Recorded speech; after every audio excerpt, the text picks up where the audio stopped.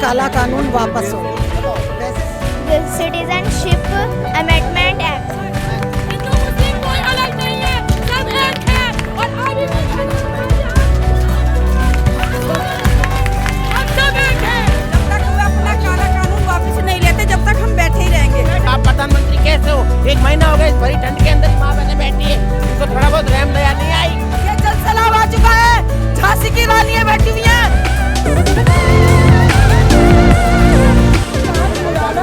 Citizenship amendment act को लेकर देश में आक्रोश बढ़ता ही जा रहा है। मैं इस वक्त मौजूद हूँ करावल नगर की श्री राम कॉलोनी में, जहाँ पर बहुत सारे लोग, बहुत सारी महिलाएं लगातार प्रोटेस्ट कर रही हैं।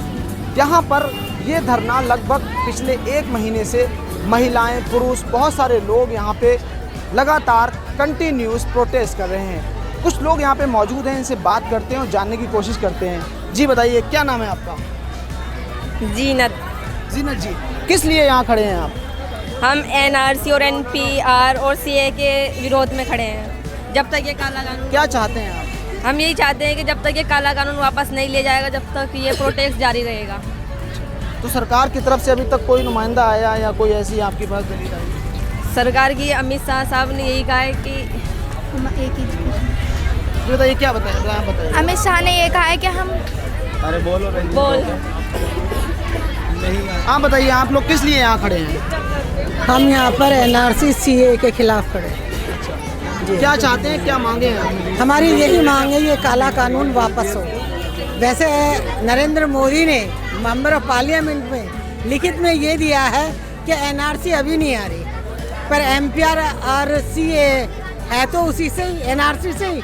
हम तो ये चाहते हैं कि ये जो तीनों कानून है ना, वो एक ही दम खत्म हो तो ज़्यादा अच्छा है। इसी के खिलाफ हमारा प्रोटेक्ट है। तो यहाँ पर और भी कुछ पुरुष भी लोग मौजूद हैं, इन लोगों से बात करते हैं और जानने की कोशिश करते हैं। जी आप बताइए, आप क्योंकि ये सब गलत हो रहा है और बिल्कुल सही नहीं हो रहा।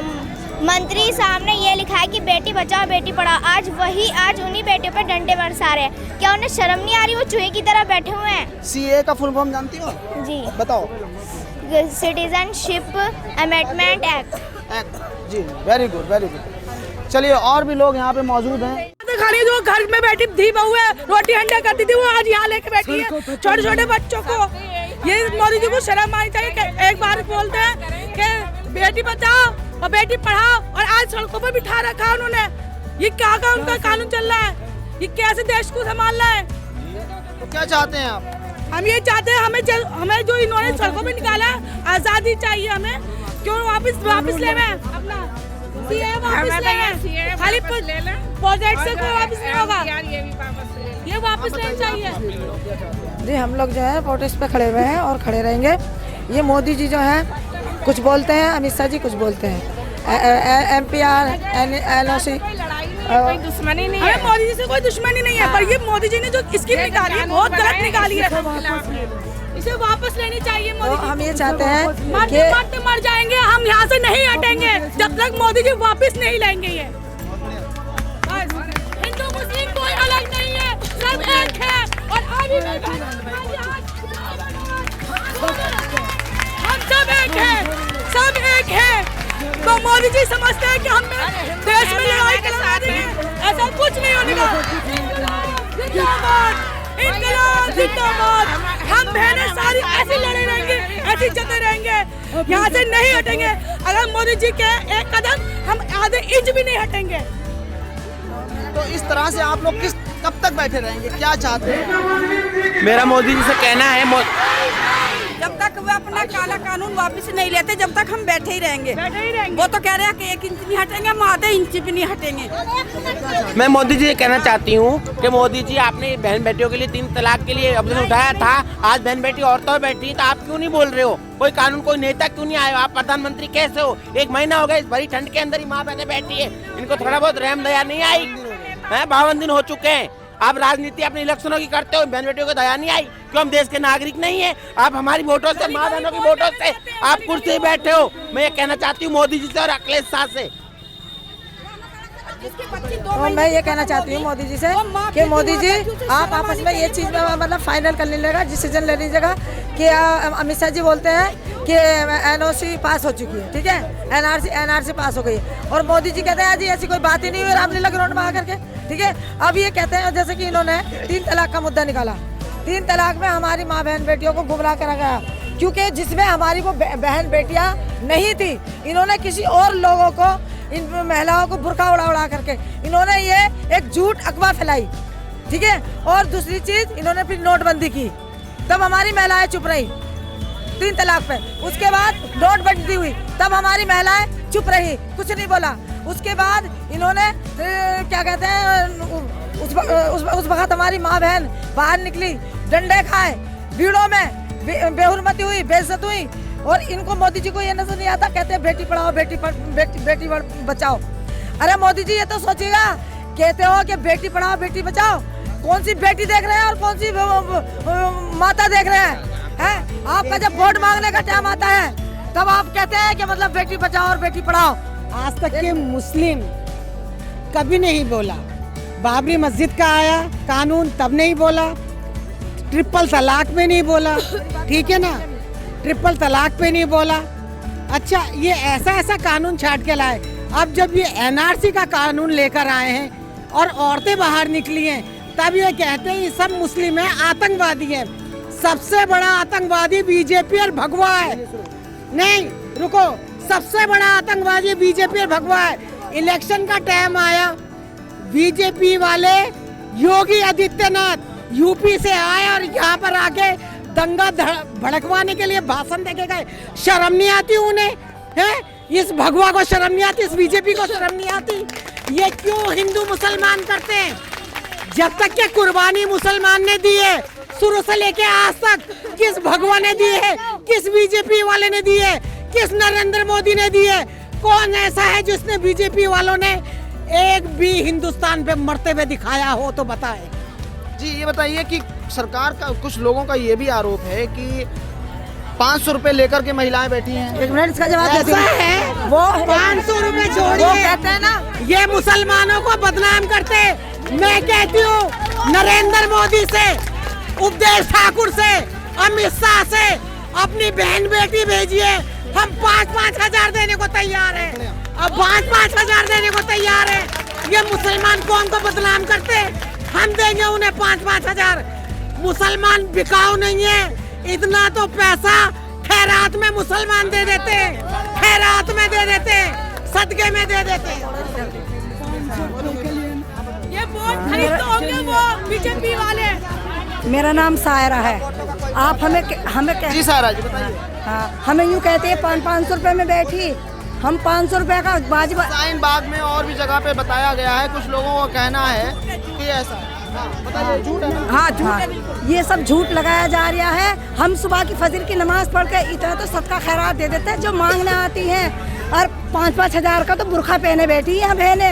ये 500 रुपए ले पे जो ये रैली निकालता है ना योगी और मोदी, वो लेके जाते हैं 500 रुपए पे, क्योंकि उनके हिंदू भाई तो उनके साथ में है नहीं है, तो वे बुरखा उड़ा के उन्हें बदनाम करते हैं हिंदुओं को।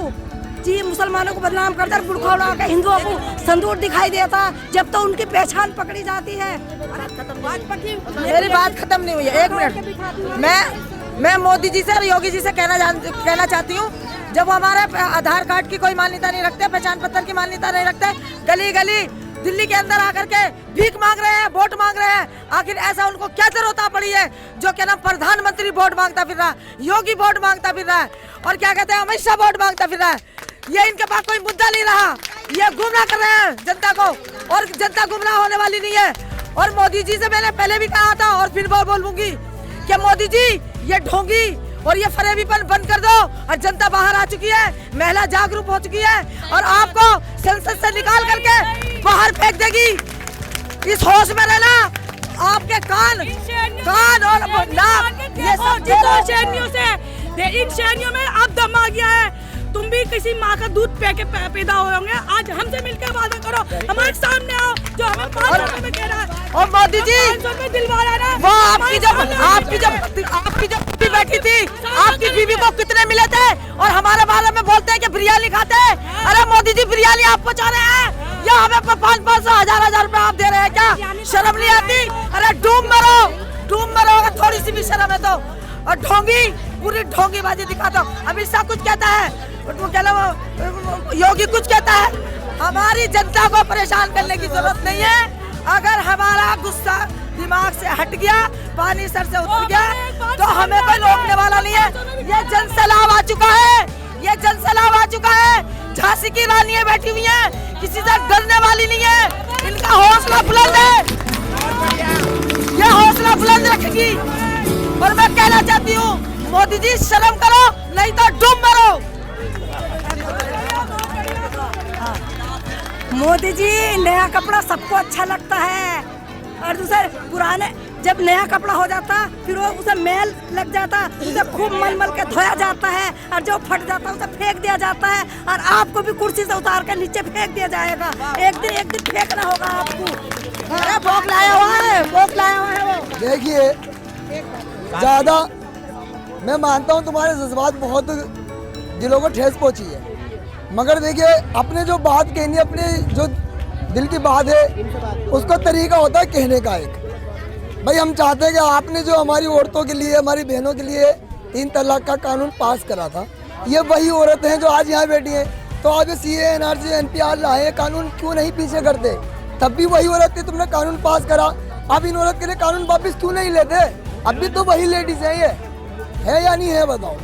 और दूसरी बात ये, अब ये कैसे 500 रुपए में औरतें बैठी थी शाहीन बाग में, अब आपकी जो लेडीज पकड़ी गई है वहाँ से, उनसे पूछा जाए उन्होंने कितने पैसे लिए वहाँ पे?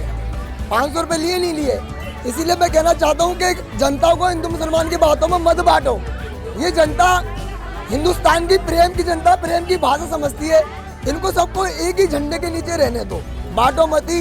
मैं इसी के साथ अपनी बात खत्म करूंगा एक शेर के साथ कि ना हिंदू ही बुरा है ना मुसलमान बुरा है, हिंदू ही बुरा है ना मुसलमान बुरा है, आए बुराई पे तो इंसान बुरा है, वो भी ऐसा इंसान जो इंसान के गर्दन पे पैर रख के आगे बढ़ता हो, इंसान नहीं। जय हिंद, जय भारत। ये मोदी अगर ढोंगी नहीं है तो क्या है? मेरी बात सुनो, मोदी जी को क्या जरूरत आ गई? जो क्या कहते हैं उन्होंने मंदिर का वो करा कि वोट कट जाएंगे, इसलिए इन्होंने अनाउंसमेंट कर दिया कि मंदिर बनेगा, मस्जिद को 5 एकड़ जमीन दी जाएगी। अरे इतना तो हम खैरात देते थे मोदी जी, तुमसे क्या हम 5 एकड़ जमीन लेंगे?